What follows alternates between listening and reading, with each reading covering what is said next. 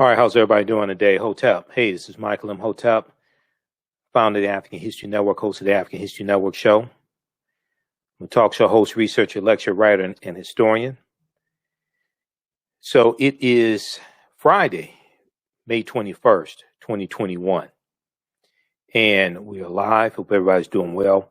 So I just wanted to come on for a few minutes to do a brief overview of the online course, the 9-week online course that I teach called Ancient Kemet, the Moors, and the Maafa, Understanding the Transatlantic Slave Trade, what they didn't teach you in school.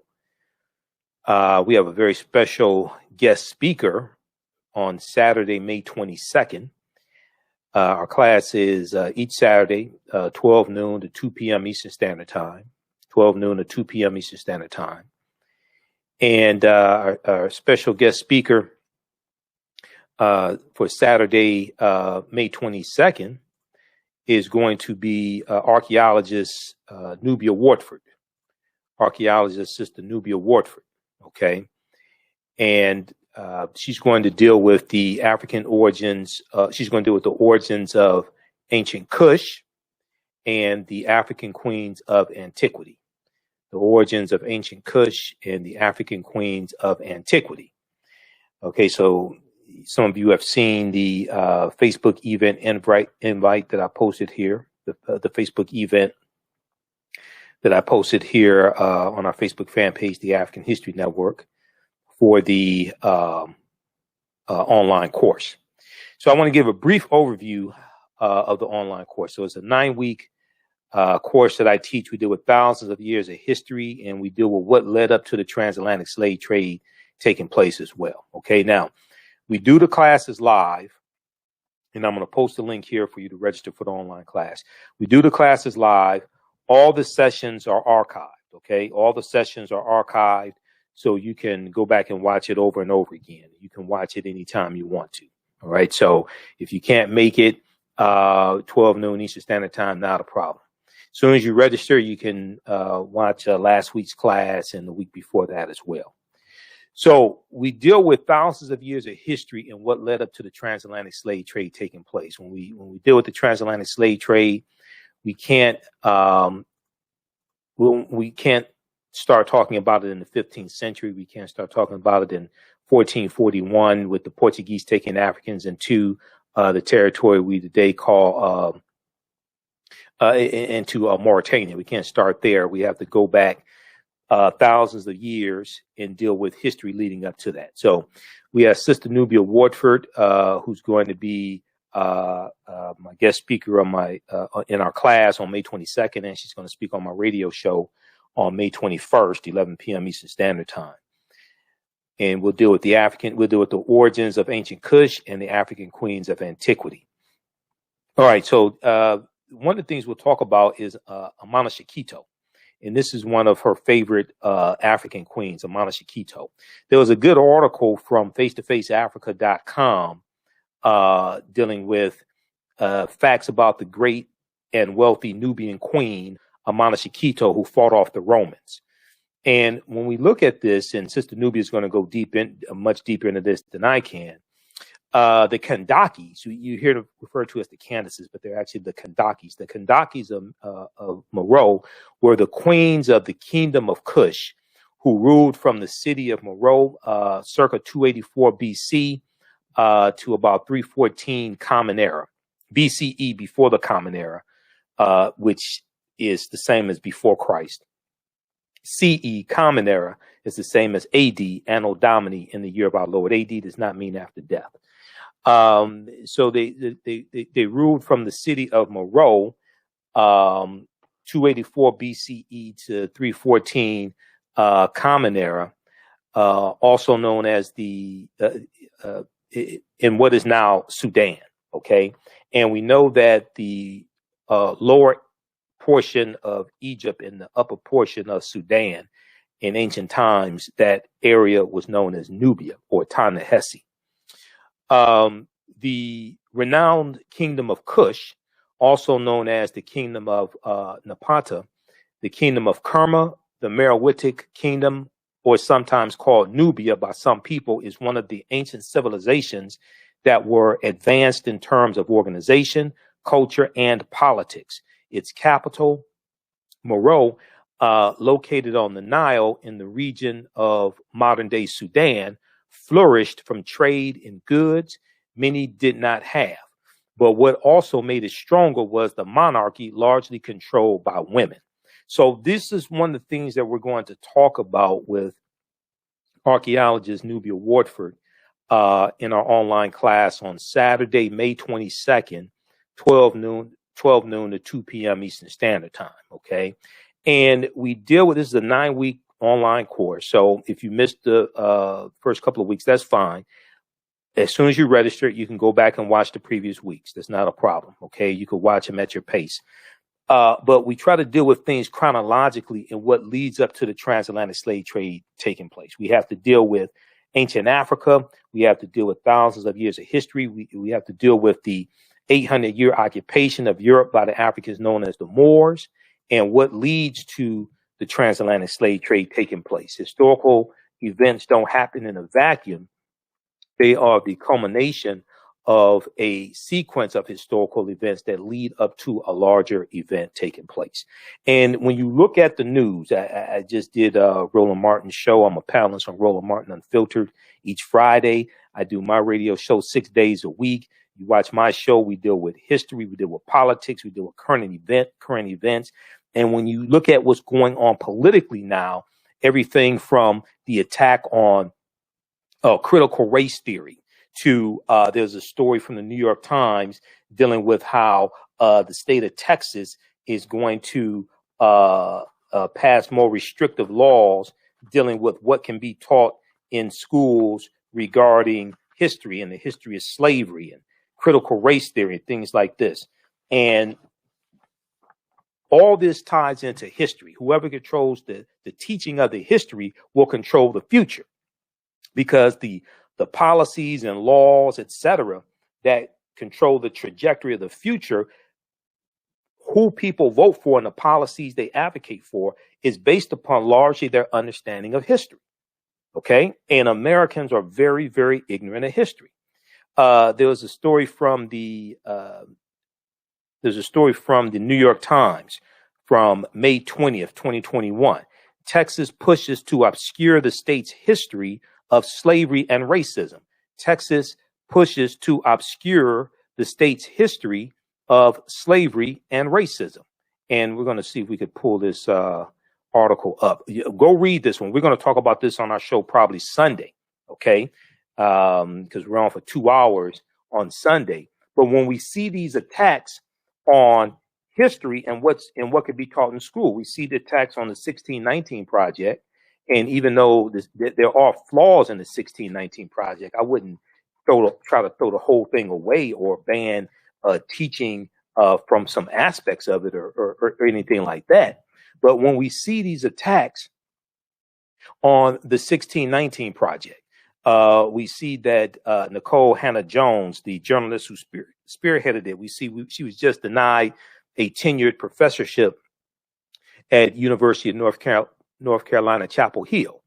When we see things like this story here from, let's pull this up. This is from USA Today. Mock slave auctions, racist lessons, how U.S. history class often traumatizes, dehumanizes Black students.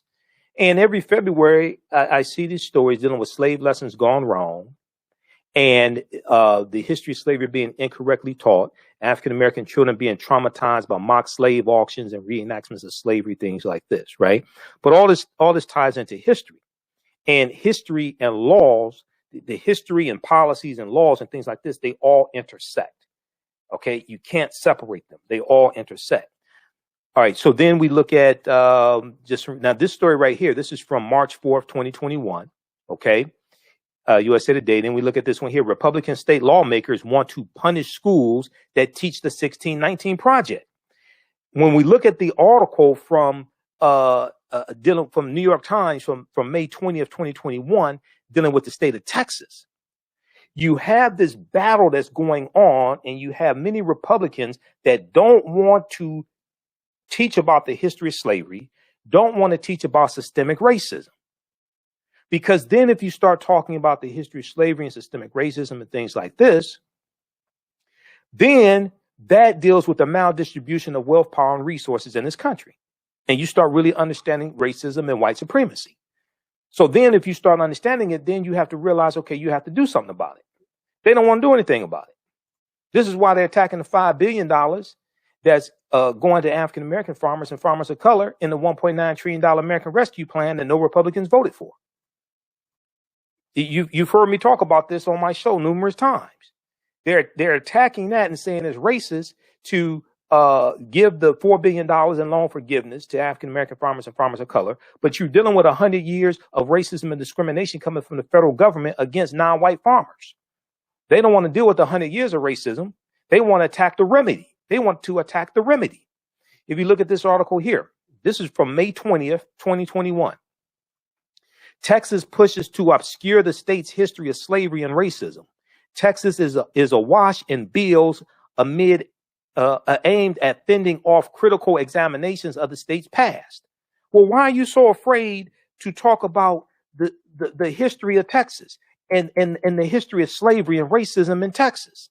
Because Texas was admitted into the Union in 1845 as a slave-holding state after winning its independence from Mexico in 1836. And when you study the Texas Rangers, the state police Texas Rangers, the Texas Rangers got their start in about 1836 as bounty hunters hired by slave owners in Texas to go into Mexico to capture runaway slaves who ran away from Texas into Mexico because Mexico is free territory. There was a Southern Underground Railroad going from Texas into Mexico once Vicente Guerrero becomes the second president of Mexico in about 1828, 1829, and he was a former slave. He was of African descent, and he outlawed slavery. So you're going to have African Americans running away, enslaved Africans running into Mexico. There's an article from the history.com. Okay. And I just did a show a few days ago dealing with dealing with slavery and the Mexican American War. How many of you all saw that? I did an extensive show dealing with slavery and the Mexican American War. Mexican American War of 1846 to 1848. And then this led to the Treaty of Guadalupe Hidalgo. This led to the Treaty of Guadalupe Hidalgo, which gave the U.S. about 6 states from Mexico. This is what ended the Mexican American War. Let me pull this up here. This is the little known Underground Railroad that ran south to Mexico. The little known Underground Railroad that ran south to Mexico. This is from history.com, official website of the History Channel. Read this article right here. Now, this is some of the type of information that we deal with in the online class. We deal with thousands of years of history. The little known Underground Railroad that ran south to Mexico. Okay. This is from October 24th, 2018 from history.com. History.com is the official website of the History Channel. So in the online course, and it's on Saturdays, 12 noon to 2 p.m. Eastern Standard Time. We do the classes live. You can join us live in class. All the sessions are recorded, so you can go back and watch it over and over again. I'm going to post a link here. You can register for the class. The class is normally $130. It's on sale $80. And all the classes are also archived, so you'll still have access to the class. You can still watch them even after the course is over with. All right. So we posted the link here. Is also at our website, AfricanHistoryNetwork.com, AfricanHistoryNetwork.com. So one of the resources I use in the class is the 52-page study from the Southern Poverty Law Center called Teaching Hard History American Slavery. Teaching Hard History American Slavery. And this is something that you can use with your children, but this is a good resource because what it does is, and I downloaded it and I took it to the printer and got it printed up. I also interviewed Dr. Hassan Kwame Jeffries, Dr. Hassan Kwame Jeffries is the chair of the advisory board that put this together. He's a nephew of one of my teachers, Dr. Leonard Jeffries. And I interviewed Dr. Hassan Kwame Jeffries. We were dealing with the civil rights movement and John Lewis and SNCC and things like this. But we talked about this a little bit. One of the things that this does is it documents many of the ways that the history of slavery is being incorrectly taught in schools across the country. And then it gives numerous recommendations on how to more correctly teach that history. But you can also use this with your children at home as well. You can use this with your children at home. You can use this with study groups for children. You can use this with church study groups, all different types of things like this. Okay, you don't just have to use it in school. So you can go to splcenter.org, Southern Poverty Law Center, splcenter.org, and download Teaching Hard History American Slavery, Teaching Hard History American Slavery. Okay, but some of the things that we deal with in the online course, we deal with what was the transatlantic slave trade? Okay. What were some of the events that led up to the transatlantic slave trade starting? And you have to deal with the 800-year occupation of Europe by the Africans known as the Moors. Okay. Because they're taking the teachings from ancient Kemet, ancient Egypt into Europe, from the Nile Valley region of Africa. They're taking this into Europe. This is going to bring Europe out of the Dark Ages and save Europe. All right. What role did Christopher Columbus play? Columbus was crucial to the spread of racism, capitalism, slavery, the exploitation of indigenous people. And this is also going to lead to the Asiento de Negros about 1517, 1518 with King Charles V as well, which was a license that Spain gave to other slave trading companies to supply Spanish colonies with African slaves. Okay, the Asiento. We do when did Africans first come to the U.S. as slaves? Did Africans sell themselves into slavery? We deal with that complicated history. It's a very, very complicated history also, because we had a cultural servitude system in Africa. We did not have slavery, as Europeans call it, or chattel slavery. We did not have that. We deal with when did were African people in America before the slave trade?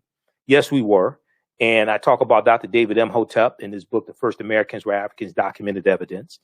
He spoke to my class back in, when I taught it back in February and March. He spoke to the class then.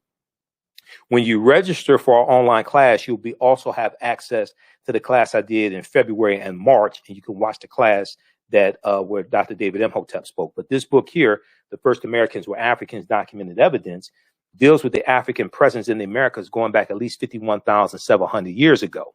You're talking about the Khoisan, who come from Southern Africa and have the oldest DNA on the planet. Okay, this is all things that we deal with in this 9-week online course. All right. We deal with the 800-year occupation of Europe by the Africans known as the Moors, shocking archaeological discoveries that are causing experts to rethink everything. These discoveries are coming out every week or every other week. Okay, we saw the lost city of Egypt that dates back about something like 3,000 years ago. The lost city of Egypt that just came out in the last 2 months. So these discoveries are coming out every week, every other week, and it's pushing the timelines back on a lot of these civilizations and a lot of these discoveries. We talk about insurance companies that took out insurance policies on slave ships and enslaved Africans on the plantations. Okay, one of them was the Nautilus Mutual Life Insurance Company that was founded in 1845, and then it's going to change its name to the New York Life Insurance Company.